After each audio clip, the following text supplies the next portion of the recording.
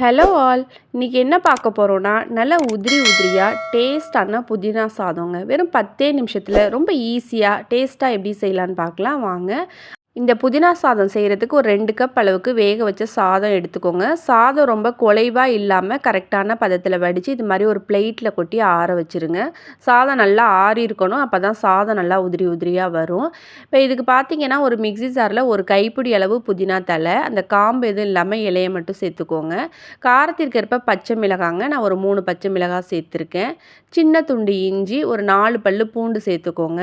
இது எல்லாத்தையுமே நல்லா ஃபைனாக அரைச்சி எடுத்துக்கோங்க. இந்த அளவுக்கு இருக்கணுங்க. ஒரு கைப்பிடி அளவு புதினா ஒரு 2 கப் ரைஸுக்கு தாராளமாக போதும். இப்போ இதுக்கு ஒரு தாளிப்பு ரெடி பண்ணிக்கலாங்க. ஒரு ஃப்ரையிங் பேனில் 2 டேபிள் ஸ்பூன் அளவுக்கு ஆயில் சேர்த்துக்கோங்க. ஆயில் நல்லா ஹீட் ஆன பிறகு லோ ஃப்ளேமில் வச்சுட்டு 1 டீஸ்பூன் கடுகு, 1 டீஸ்பூன் சீரகம் சேர்த்துக்கலாங்க. தீ குறைச்சே இருக்கட்டும், அப்போ தான் கருகி போகாமல் இருக்கும். ஒரு 2 டேபிள் ஸ்பூன் அளவுக்கு வேர்க்கடலையும் கொஞ்சமாக முந்திரி பருப்பும் உடச்சி சேர்த்துக்கோங்க. இது ரெண்டுமே ஆப்ஷனல் தான், பட் சேர்த்தோம்னா சாதம் சாப்பிடும்போது ரொம்பவே நல்லாயிருக்குங்க. ஒரு 3 வரமிளகாயை இது மாதிரி கிள்ளிட்டு சேர்த்துக்கோங்க. 2 கொத்து கருவேப்பிலையும் சேர்த்து எல்லாத்தையும் நல்லா வதக்கிக்கலாங்க. முந்திரி பருப்பும் கடலையும் அதோட நிறம் மாறி வந்த பிறகு நம்ம அரைச்சி வச்சுருக்க அந்த புதினா விழுதுவை சேர்த்து எல்லாத்தையும் நல்லா வதக்கிக்கலாம். புதினாவோட அந்த பச்சை வாசனை போகிற அளவுக்கு ஒரு நிமிஷத்துக்கு லோ ஃப்ளேமில் வச்சு நல்லா வதக்கிக்கோங்க. இப்போ பார்த்தீங்கன்னா புதினா நல்லாவே வதங்கிடுச்சு. ஒரு 1/4 டீஸ்பூன் அளவுக்கு மஞ்சத்தூளும் சேர்த்து எல்லாத்தையும் நல்லா வதக்கிக்கலாங்க. எல்லாம் நல்லா வதங்கி வந்த பிறகு நம்ம ரைஸை கொஞ்சம் கொஞ்சமாக சேர்த்துக்கலாம். மொத்தமாக அப்படியே கொட்டாமல் இது மாதிரி கையால் எடுத்து உதிரி உதிரியாக கொஞ்சம் கொஞ்சமாக சேர்த்திங்கன்னா நல்லா பொல பொலன்னு வரும். இப்போ எல்லா இடத்துலையும் மசாலா படுற மாதிரி நம்ம எல்லாத்தையும் கிளறி விட்டுக்கலாங்க. சாதம் வடிக்கும் போதே நீங்கள் உப்பு சேர்த்துருந்தீங்கன்னா இதில் உப்பு சேர்க்கும் போது கொஞ்சமாக சேருங்க. இல்லை சாதத்தில் உப்பு சேர்க்காமல் நீங்கள் வடிச்சிருந்தீங்கன்னா அதுக்கு தகுந்த மாதிரி கொஞ்சம் எக்ஸ்ட்ராவாக ஆட் பண்ணிக்கோங்க.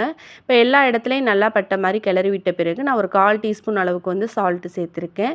ஃப்ளேம் ஆஃப் பண்ணிவிட்டு 1 டீஸ்பூன் நெய்யும் சேர்த்து எல்லாத்தையும் நல்லா மிக்ஸ் பண்ணி விட்டிங்கன்னா நல்லா கம கமன்னு சூப்பரான நம்மளோட புதினா சாதம் ரெடிங்க. புதினாவே பிடிக்காத குழந்தைங்க கூட விரும்பி சாப்பிடுவாங்க. அந்தளவுக்கு கசப்பே இல்லாமல் ரொம்பவே டேஸ்ட்டாக இருக்கும்.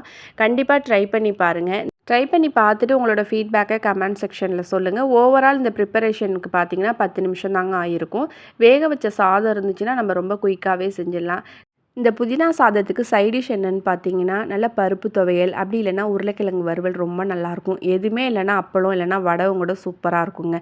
கண்டிப்பாக ட்ரை பண்ணி பாருங்கள். இந்த வீடியோ பிடிச்சிருந்துச்சுன்னா லைக் பண்ணுங்கள், ஷேர் பண்ணுங்கள். மறக்காமல் நம்ம சேனலை சப்ஸ்கிரைப் பண்ணுங்கள். தேங்க்யூ ஃபார் வாட்சிங்.